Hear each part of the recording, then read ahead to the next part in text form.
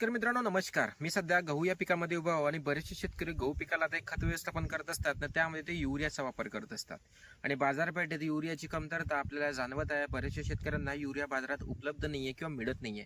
अशातच आपण युरियाला पर्यायी खत कोणतं वापरावं ना, हा एक महत्त्वाचा प्रश्न असतो, जे शेतकरी मला कमेंटच्या माध्यमातून म्हणत असतात किंवा विचारत असतात. तर आपण आजच्या या व्हिडिओमध्ये युरियाला पर्यायी खत आपण कोणतं टाकलं गेलं पाहिजे ना, याबद्दलच इकडे चर्चा करणार आहोत. व्हिडिओ एकदम झटपट आणि पटकन संपवतो, जेणेकरून तुम्हाला चांगल्या पद्धतीनं समजेल आणि तुम्ही युरियाचा पर्यायी खत आपल्या शेतीमध्ये नक्कीच त्याचा वापर करून चांगलं उत्पादन हे घेऊ शकता.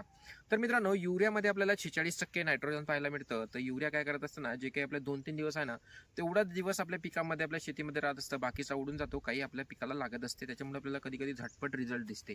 पण अशातच आता युरियाची मोठ्या प्रमाणात कमतरता जाणवत आहे. तर याऐवजी आपण कोणतं खत वापरावं?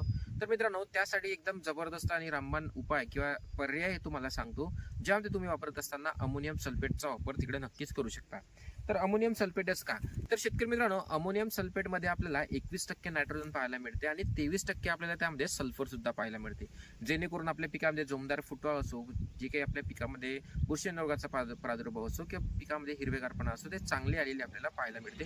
म्हणून आपण युरियाला पर्यायी खत म्हणून अमोनियम सल्फेटचा वापर तिकडे नक्कीच करू शकतो आणि त्यापासून चांगल्यात चांगलं उत्पादन हे समोर घेऊ शकतो. तर अमोनियम सल्फेट काय करत असते ना, ज्या पद्धतीनं युरिया आपल्या 1-2 दिवसातच लागत असते, तर अमोनियम सल्फेट आपल्या पिकाला थोडासा वेळ घेत असतो, म्हणजे हळूहळू आपल्या पिकाला लागत असते. म्हणून याचे रिझल्ट आणखी चांगले आणि दीर्घकाळापर्यंत आपल्याला पाहायला मिळते. म्हणून शेतकरी मित्रांनो, जर तुमच्या एरियामध्ये युरियाची कमतरता तुम्हाला जाणवत असेल ना, तुम्ही गहू पिकामध्ये किंवा इतरत्र जे कोणते पीक आहे त्यामध्ये युरिया टाकायचा असेल, तर अशातच तुम्ही अमोनियम सल्फेटचा वापर करू शकता किंवा तुम्ही नॅनो युरियाचा देखील वापर करून चांगल्या पद्धतीनं आपल्या पिकामध्ये जे काही NPK किंवा जे काही नायट्रोजनची कमतरता आहे ते पूर्ण करू शकता. आणि अशाच इन्फॉर्मेटिव्ह माहितीसाठी फॉलो करून द्या आणि हा व्हिडिओ तर शेतकऱ्यांना लवकरात लवकर शेअर करून द्या. धन्यवाद.